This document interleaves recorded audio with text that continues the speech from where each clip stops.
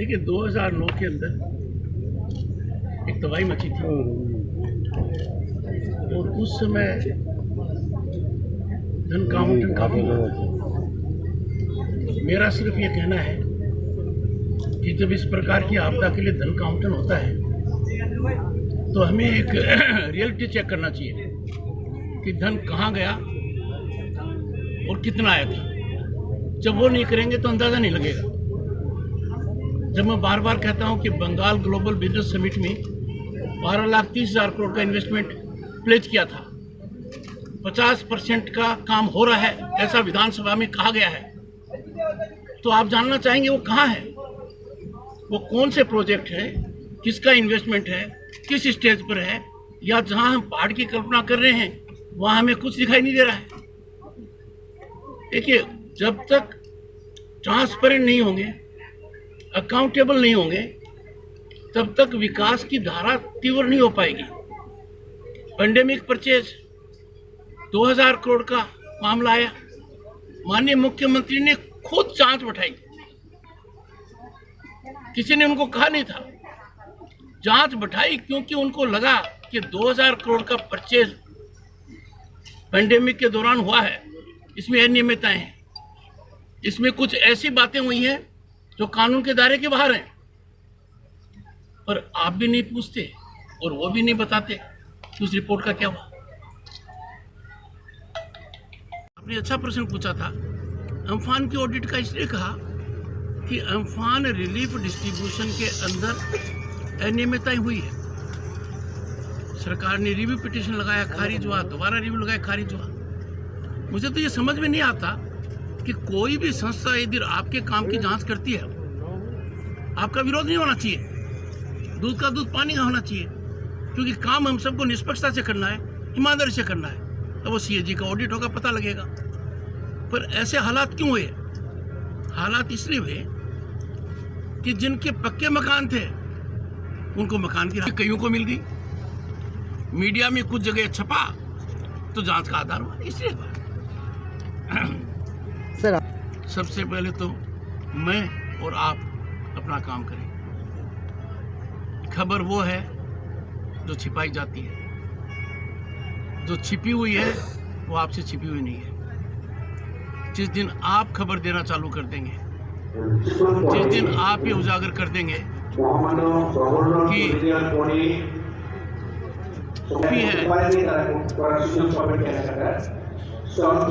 है, अब मुझे बताइए, क्या आप इतने लोकल पत्रकार हैं, आप जमीन से जुड़े हुए हैं, आप सबसे ज्यादा जमीन से जुड़े हुए हैं, क्या आप कह सकते हैं कि सरकारी तंत्र का राजनीतिकरण नहीं हुआ है?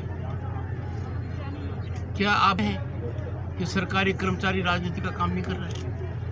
कह सकते हैं क्या आप ये कह सकते हैं जो राज्यपाल कह रहा है कि निष्पक्ष चुनाव होने चाहिए, रक्त रंजित चुनाव नहीं होने चाहिए? क्या आपको भय नहीं लगता 2018 पंचायत चुनाव की बात करते हुए? लगता होगा कि क्या प्रजातंत्र में इस प्रकार का भी हो सकता है? वो एक भयानक तांडव था, नहीं होना चाहिए।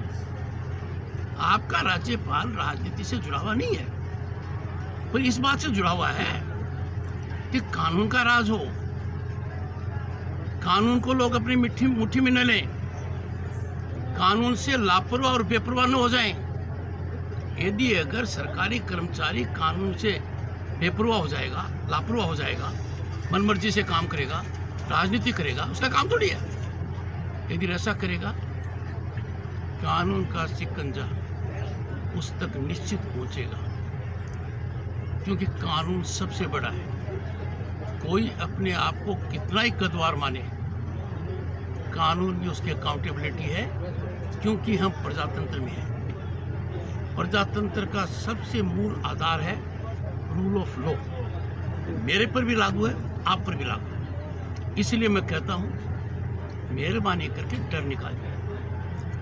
अंदाजा कीजिए, एलएसी पर और एलओसी पर वो निडर होकर छाती पर गोली क्यों खाने को तैयार है? आपकी आजादी के लिए, मेरी आजादी के लिए। क्या हम उसको निराश कर सकते हैं कि हम खुद डरे हुए हैं?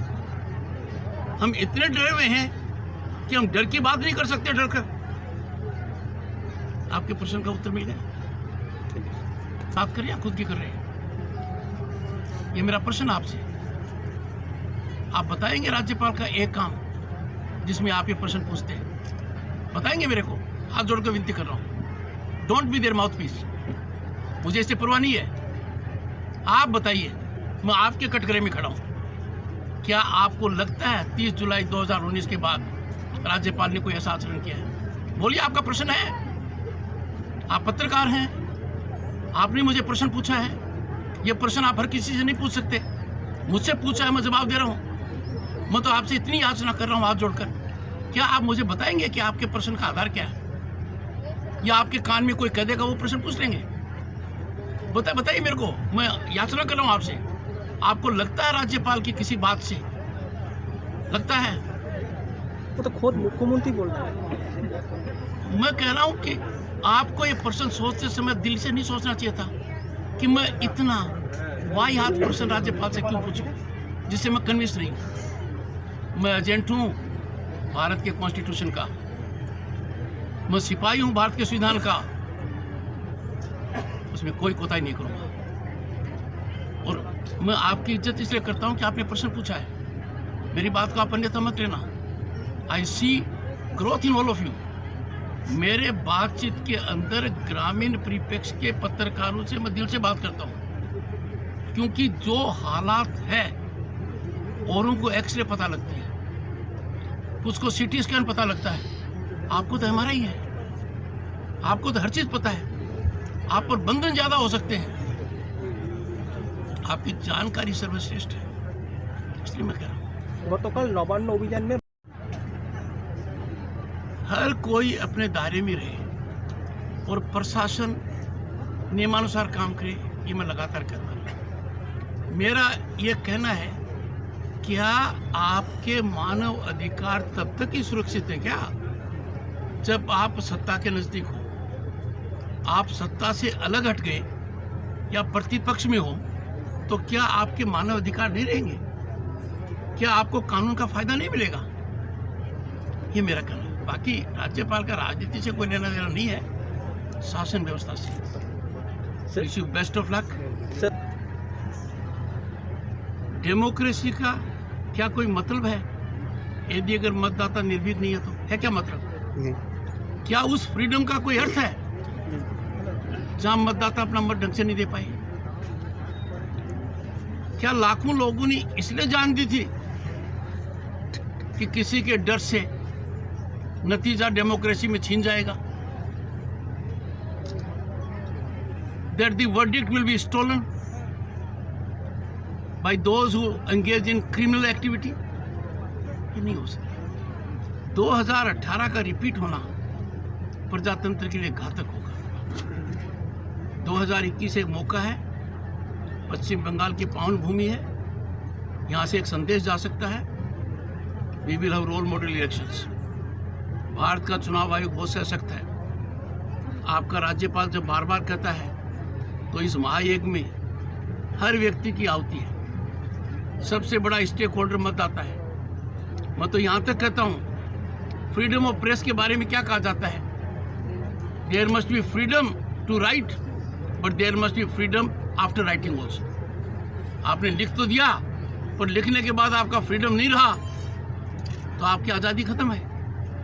तो मैं मतदान के लिए कहता हूँ, फेयरलेस इलेक्शन, इस एश्योरेंस के साथ कि जिसने मत दिया है उसको मत देने की वजह से कोई कॉन्सिक्वेंस नहीं होने पड़ेगी। मेरे मन में कोई शंका नहीं है, पर इस बहुत बड़ी धारा में यदि अगर आप लोगों का योगदान नहीं रहा, आप लोगों ने कमजोरी दिखा दी, मैंने कमजोरी दिखा दी, आम आदमी ने कमजोरी दिखा दी, तो हम जवाबदेह हैं डेमोक्रेसी के लिए, उन लोगों की आत्माओं के लिए जिन्होंने आप और हमें आज़ादी में सांस लेने के लिए अपने प्राणों की आहुति दी थी। तो मानकर चलता हूँ कि होगा, अन्यथा कुछ। सर, विक्टोरिया मेमोरियल प्रोग्राम में सुनिए, गवर्नमेंट प्रोग्राम में आपत्ति है? नहीं, भारत का संविधान गवर्नमेंट का ही तो है। आपने भारत के संविधान का पार्ट 3 देखा है? उस पार्ट 3 के ऊपर जो पेंटिंग है तो शांति निकेतन में बनी है। नंदलाल बोस जी ने बनाई है, उसमें राम, सीता और लक्ष्मण पेंटिंग भी है कि नहीं? वंदे मातरम किसने कहा है? बंकिम चंद्र जी ने। नंबर 1। नंबर 2, नेताजी का कितना बड़ा आदर हुआ है 2014 से। नेताजी के साथ सबसे पहले न्याय किया गया है, प्रधानमंत्री ने रेड फोर्ट से किया है। पोर्ट ब्लेयर के अंदर जाकर जहां नेताजी ने आजादी के पहले झंडा फहराया था, आपका राज्यपाल भी वहां गया है। और जो ये दिवस मनाया जा रहा है, विवादों से नेताजी को दूर रखना चाहिए। नेताजी हम सबके हैं। नेताजी ने देश की आज़ादी के लिए बहुत काम किया है। He is one of the greatest statesman soldier of the world. He is a titan in political military leadership. Netaji ने जो बातें कही वो कानून से नहीं मिली हैं। नेताजी का टाइटल लोगों के दिल से निकला है। जय हिंद कहते हुए अपने कितने खुश होते हैं। अब तो भारतीय सेना ने भी जय हिंद को अडॉप्ट किया हुआ है। तो ये बहुत बड़ा मौका था कि प्रधानमंत्री, दुनिया के सबसे बड़े डेमोक्रेसी के प्रधानमंत्री, नेताजी की 125वीं जन्म जयंती की शुरुआत करने 23 जनवरी को विक्टोरिया मेमोरियल आए। कितना शानदार कार्यक्रम हुआ। उसमें इन बातों को मत देखिए, ये देखिए कि आज भी लोग उस कार्यक्रम को देखने के लिए अटेंडेंस फुल रहती है। राजभवन में उसी दिन नेताजी का पोर्ट्रेट अनवील किया मैंने। नेताजी की बातों को ध्यान रखें। नेताजी ने फ्रीडम की चर्चा की, हमें दिलाया है। डर से निकालिए, डर से उसमें जो कुछ निकलेगा सबको स्वीकार्य होना चाहिए। भारत की प्रजातंत्र की ताकत है। Thank you so much.